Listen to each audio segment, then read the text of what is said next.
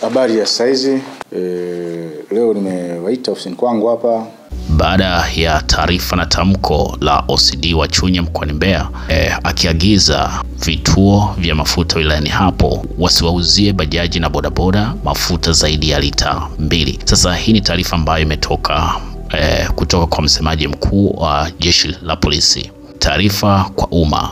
Jeshi la Polisi limeona na linafanya uchunguzi wa taarifa inayosambaa kwenye mitandao ya kijamii ikionyesha imetolewa na mkuu wa polisi wilaya ya Chunya mkoani Mbeya kwa waandishi wa habari kama ushauri kwa wamiliki wa vituo vya mafuta wilayani humo. Uchunguzi huo unafanyika ili kubaini ukweli wa taarifa hiyo, kwani hana mamlaka ya kuita waandishi wa habari na kutoa taarifa kwao. Ikibainika hivyo, hatua stahiki zitachukuliwa mara moja. Imetolewa na msemaji wa Jeshi la Polisi makao makuu polisi Dodoma, Tanzania. Ongea na wasafirishaji wa mafuta pamoja na vituo vya mafuta. Kwanza ni kuambia wenzetu wenye vituo vya kuuzia mafuta wahakikishe vituo vyote vya mafuta vina ulinzi wa askari wenye silaha. Lakini pia vituo vya mafuta ni vema wakafunga CCTV kwa ajili ya kuweza kuwatambua kama kuna watu wataenda kufanya uharibifu, tuweze kuwatambua na kufanya ufuatiliaji. Lakini pia wamiliki na wauzaji wa mafuta, wamiliki wa vituo vya mafuta na wauzaji, tunawashauri kwa kipindi hiki ambako tunaelekea kwenye hiyo 9 Disemba yao pamoja na mambo mengine, basi wasiwauzie mafuta mengi bodaboda pamoja na bajaji. Wauze mafuta kidogo, yasizidi lita 2. Yasizidi lita 2. Kwa sababu unapowauzia mafuta mengi ni kuwawezesha kufanya movement za kutoka point A kwenda point B na kuendelea kufanya uharibifu. Kwa hiyo mafuta yanapokuwa mengi ni kama yanahamasisha, yanawapa nguvu ya kuweza kusafiri kutoka sehemu moja kwenda nyingine hawa waharibifu. Kwa hiyo upande wa vituo vya mafuta tunajaribu watuelewe, tunajaribu kuwaelimisha watuelewe, kwa sababu wao ni wadau muhimu katika usalama wa wilaya yetu ya Chunya. Lakini pia tunawaambia wasafirishaji wa mafuta wasiuze mafuta kiholela njiani. Ipo tabia ya wasafirishaji wa mafuta, wanafika njiani wanaanza kuuza mafuta kiholela.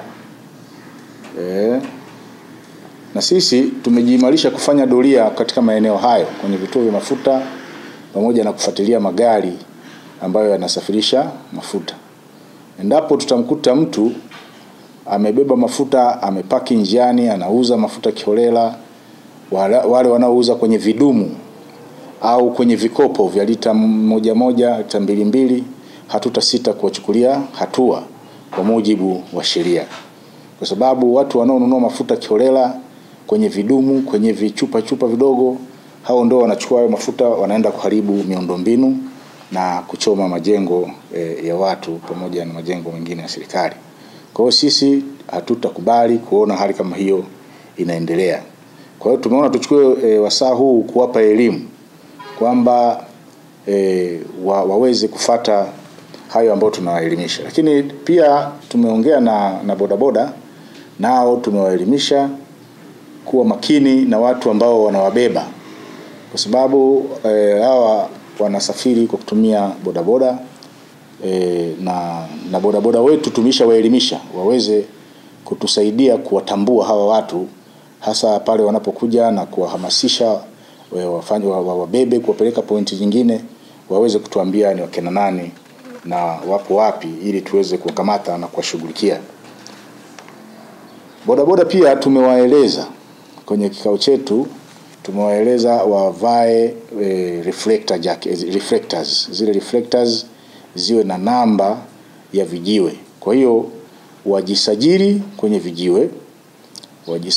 vijiwe, lakini pia wawe na vitambulisho, na zile reflectors zao ikiwezekana ziwe na jina la kijiwe, ziwe na namba ya simu ya mwendesha bodaboda.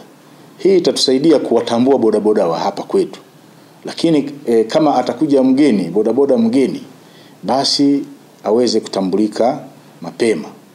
Lakini pia bodaboda hawa tumewahamasisha wasikubaliane na kushawishiwa au kushawishika na vitu ambavyo vitawaletea shida baadaye. Kwa sababu tutakapoanza kuweka lockdown na vitu vingine, wao hawatafanya kazi na watapata hasara na hawatapata mirejesho ambayo wanapeleka kwa mabosi wao, na wao wenyewe watakosa kupata riziki zile za kila siku.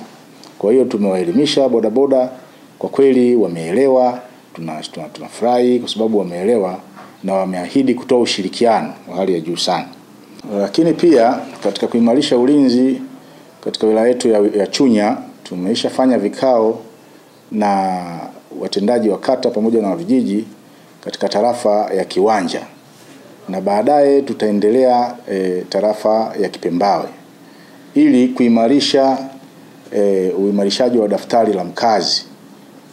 Endapo kuna mgeni yoyote atakuja katika wilaya yetu, aweze kutambulika haraka, na kama ni mhalifu tuweze kumtambua haraka na kuweza kumkamata na kumchukulia hatua.